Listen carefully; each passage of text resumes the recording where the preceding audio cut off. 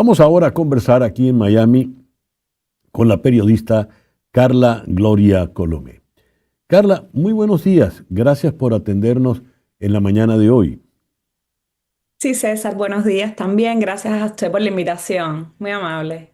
Cuba, el país que la revolución no prometió. Aumentan el hambre y la mendicidad en la isla. Ese es el título del reportaje que has hecho, Carla. ¿Qué es lo que encontraste en Cuba? ¿Cuál es ese país que no prometió la revolución? Sí, bueno, César, este artículo publicado en el diario El País, donde cubro usualmente el tema Cuba, es una especie de pase de cuenta, más de medio siglo después, una especie de recuento y llega a raíz de un debate que se generó en la isla recientemente porque la ministra de Trabajo y Seguridad Social del gobierno cubano negó la existencia de mendigos en Cuba cuando la realidad reciente en el país está negando esas declaraciones. Y son unas declaraciones que resuenan particularmente en una sociedad como la sociedad cubana de hoy, porque donde la narrativa oficial, la retórica del gobierno cubano siempre fue garantizar un país donde este tipo de fenómenos básicamente no existieran, ¿no? El país siempre se abanderó o sea, de la nombrada frase de con todos y para el bien de todos, un país donde no existiera básicamente, o sea, donde se redujera al mínimo la pobreza, el hambre, donde no hubieran este tipo de, o sea, personas en situación de calle. Y más de 50 años después, bueno, vemos una relación completamente diferente a ese discurso oficial.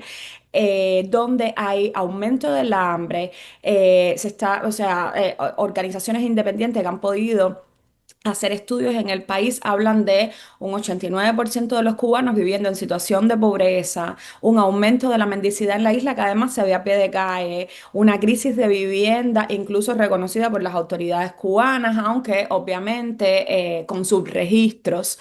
Se ve, o sea, es un país completamente colapsado económicamente, como se ha visto al menos en los últimos años, con una pandemia que cerró las puertas del turismo, que Ujú. lo golpeó particularmente, luego medidas del gobierno republicano y, por supuesto, el mayor, o sea, responsable, que es un gobierno cubano cada vez más cerrado hacia sí mismo y abierto a hacer algún tipo de cambio en la isla.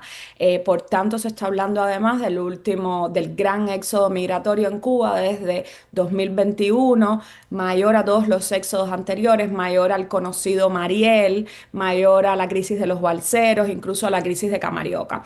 Entonces, este artículo se propone se propone un poco hablar de ese fenómeno de la pobreza, de las personas a pie de calle y, o sea, con esta negativa de la funcionaria cubana que resonó tanto en los cubanos, se Ujú. formó un debate muy fuerte alrededor de en Cuba tenemos mendigos, no tenemos mendigos, realmente, ¿qué está pasando en Cuba? Carla, ¿qué ha traído a una situación tan aguda y crítica como esta? Porque ya lo has dicho, es más de medio siglo, son 60 y tantos años. Y Cuba ha tenido sus periodos. Cuando cae el muro de Berlín, se entra en aquello que se llamó el periodo especial, que fue angustiante. Llega Hugo Chávez en Venezuela y es pues la gran boya de salvamento, pero ya vemos pues la crisis que ha representado la destrucción económica de Venezuela, que ha representado la revolución bolivariana, y entonces eso, por supuesto, retroalimenta la inanición en Cuba. Pero, ¿qué ha ocurrido puntualmente con Díaz Canel para que se haya agudizado de una manera tan dramática la situación? A ver, a mí siempre me gusta decir y dejar claro que nosotros nunca hemos salido de esa gran crisis Ujú. que, como usted bien menciona, comenzó a inicios de los 90 con el colapso de la Unión Soviética, que era nuestro principal socio económico entonces. Luego llega Chávez y bajo la sombrilla de Chávez, el país como que respiró un poco económicamente, pero una vez suspendidas esas gratuidades, una vez reducidas también otras ayudas que llegaban de Rusia, que llegaban de México, lo que tenemos, al menos vamos a hablar desde hace 5 años acá, es un país que excede a toda crisis anterior. Ya los economistas hablan que es una crisis que excede incluso a la del llamado periodo especial. Dios. Entonces, ¿qué ha pasado bajo Díaz-Canel? O sea, yo creo que Díaz-Canel hereda un país completamente deprimido. Un país que además, como sabemos, no le pertenece completamente a Díaz-Canel, es un gobierno que, bueno, sabrá Dios por cuántos más está gobernado. Ujú. Pero además de todo esto, se han tomado una serie de malas decisiones, sobre todo económicas.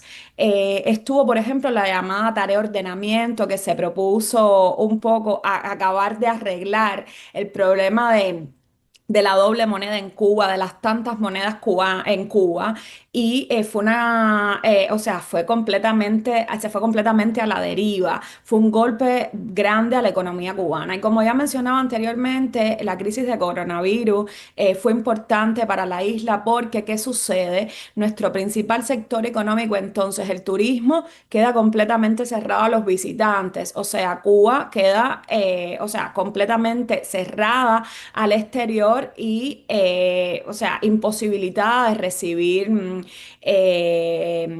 turistas, aun cuando en el país crecen todo el tiempo los hoteles y se destina más dinero, como se ha dicho anteriormente, a el sector turístico que a sectores completamente en crisis en Cuba, como la salud, como la Ujú. educación, como la seguridad social. Entonces, bueno, eso de parte, o sea, es una realidad y hay que mencionarla con la llegada, el primer mandato de Donald Trump y luego el segundo, hay un recrudecimiento de las medidas hacia Cuba, o sea, de las transacciones que Cuba puede hacer con países del mundo, de las remesas que los cubanos en el exilio mandan a la isla y que solventa de alguna manera al gobierno cubano, le ha dado un respiro al régimen. Entonces, César, bueno, ha sido una serie de medidas Ya. que han completamente ahogado al país en los últimos tiempos y es innegable la crisis en lo que ha terminado siendo Cuba, ¿no? ¿Qué ha terminado siendo Cuba, Carla? Bueno, Sí, sí. en lo personal, a mí me representa una tristeza. Yo nací en la crisis, yo soy del 90, o sea, he visto a mi padre emigrar cuando no quería irse de Cuba nunca. He visto a mi familia tener que recoger las maletas y cerrar la puerta. Y, o sea, eso es lo más triste que a alguien le pueda pasar. Usted lo debe saber también. No Sí, venimos de realidades bastante similares en algún punto. sí, Y es una tristeza en lo profesional. O sea, yo estoy muy comprometida con la cobertura del tema Cuba, incluso cuando no podemos hacerla desde dentro, cuando tenemos que hacerla desde el exilio. ya. Y bueno, es algo devastador para nosotros como pueblo. Te entiendo perfectamente. Y la historia es similar no en un punto, en muchos puntos, En algún punto. lamentablemente. Carla, Ujú. una última pregunta, no quiero cerrar esto, pero es que han corrido muchos rumores en las últimas horas y en el fin de semana sobre Raúl Castro. ¿Qué sabes? Yo creo que no se sabe nada concreto, está sucediendo como pasó con Fidel en algún punto, o sea, y desde hace un año los rumores sobre la muerte de Raúl aumentan cada vez, ahora, o sea, hubo otro más fuerte, no hay nada oficial, no hay nada que se sepa, o sea, porque además nos mantienen en un hermetismo, como siempre nos mantuvieron, incluso con la muerte de Fidel. Pero lo que es innegable es, yo digo siempre, la biología, ¿no? Raúl tiene 93 años. Ujú. O sea, un país sin el apellido Castro está al llegar. Entonces, ¿qué pasa después? ¿Qué nos espera? No lo sabemos, pero es algo de la naturaleza, ¿no? Muy bien. Carla, muchísimas gracias por estos Sí. minutos en el programa de hoy. ¿Cómo no? Muchas gracias por la invitación. Carla Gloria Colomé es corresponsal del País de Madrid, hace la cobertura de lo que ocurre en Cuba, ya lo escucharon, a veces puede ir, pero por lo general lo hace aquí desde Miami. Le regaló un año a Raúl, le quitó un año. En realidad Castro tiene 94 años ya. La biología hará lo suyo.